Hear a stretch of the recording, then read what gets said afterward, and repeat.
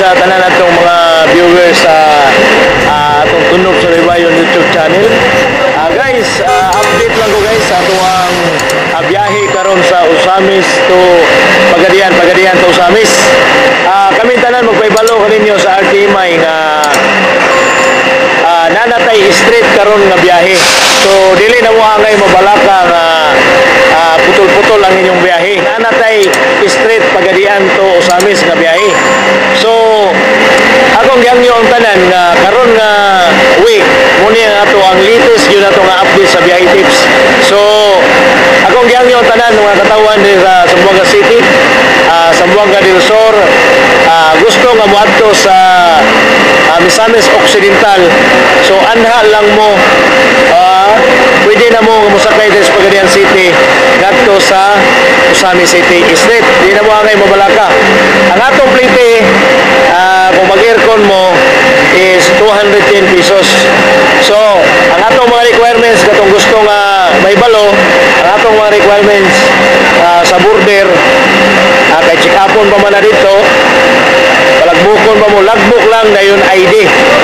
Kinahanglan na mo'y valid IDs ng inyong dalon. So katong mga ginikanan nga magdala sila mga anak, dapat ay limit sa edad. So katong mga bata nga nag-edad nga 15 paubos, 15 paubos, dili pa pwede nga mobiyahe. O katong mga senior citizen nga nag-edad og 65 pataas, so dili pa pwede nga mobiyahe.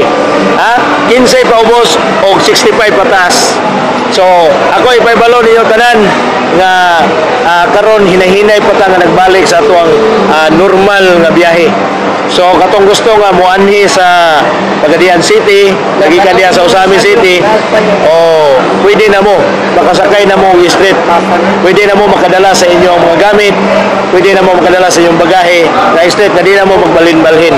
So mo na to ang atong latest update karon. Salamat kayo sa inyong paglantaw sa atong YouTube channel.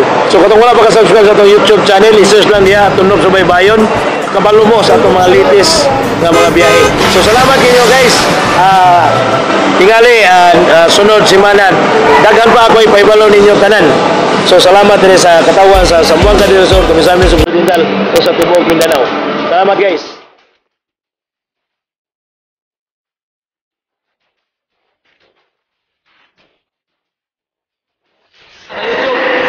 Mga kailangan, mga tumatakay sa RTMI, palihog mo subscribe sa Tunog sa Baybayon para makapalo mo sa mga update kabahin sa mga biyahe na to.